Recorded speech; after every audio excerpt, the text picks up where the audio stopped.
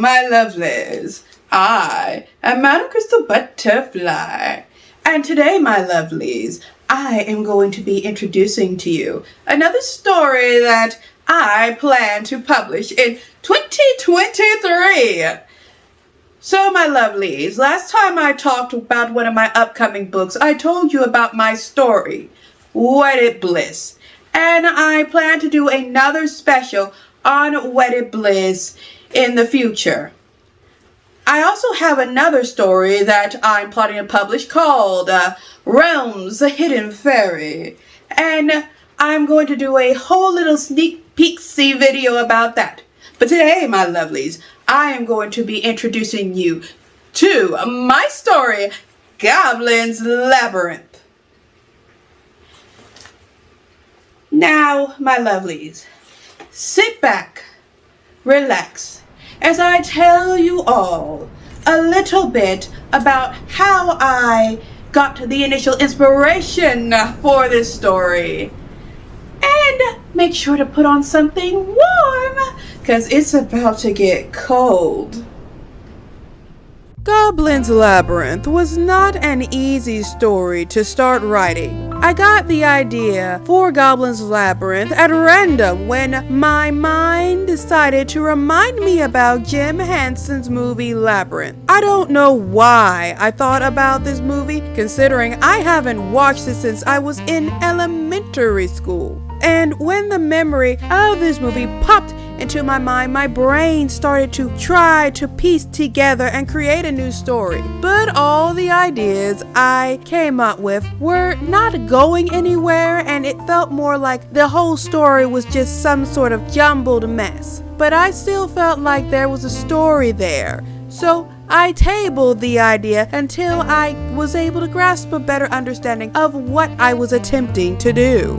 A few months later, I was watching YouTuber Generally Pookie. Her channel is really fun, and you might want to check out her videos. Anyway, Generally Pookie was discussing a book called Winter Song by jae-jones. Winter Song is based off of Jim Henson's movie Labyrinth. And after I watched Generally Pookie talk about Winter Song, my muse let me know the story that I had been struggling to create some time ago was called Goblins Labyrinth, and it also let me more details about what that story is about.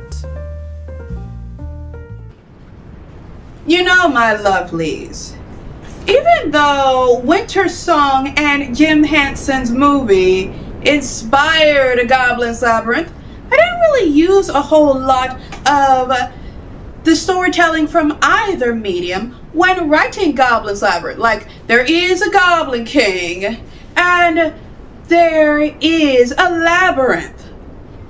And one more thing that I can't tell you about that I borrowed from the stories to create Goblins Labyrinth. But even though I can't tell you about the third thing I used to create my story, I am going to give you guys a little peek into events that happened before the story of Goblins Labyrinth occurred. In this story, you meet Ebony and her boyfriend Chad. The couple's relationship is rocky, and if you met them, you would beg them to break up. Only problem is Ebony is pregnant.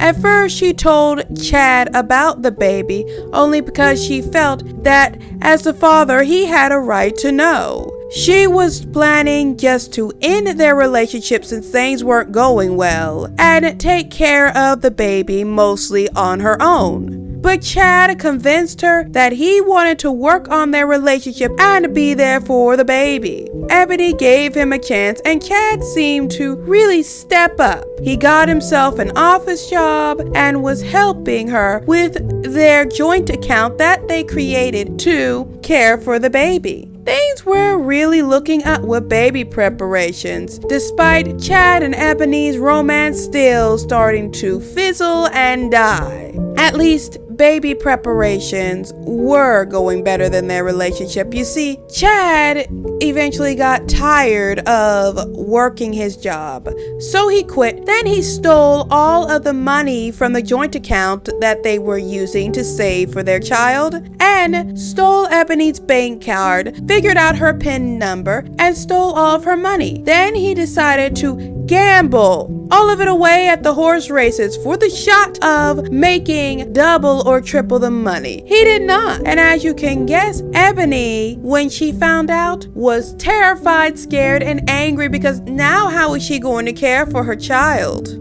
She didn't have the time or the resources to sue Chad for stealing from her. Plus, he didn't have any money to begin with, so suing him wouldn't have done any good. Chad disappeared on Ebony for weeks after stealing and losing all the money. Then he showed up at her apartment one day and told her that he had gotten a job as a janitor at a school in Montana.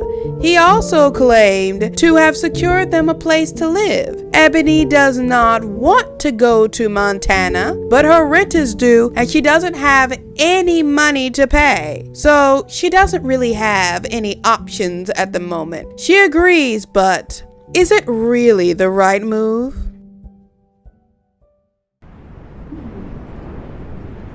No, my lovelies, I have a feeling that Ebony and Chad might be in for more than they bargained for when they moved to this small Montana town that seems to have a certain obsession with their legend of the Goblin King.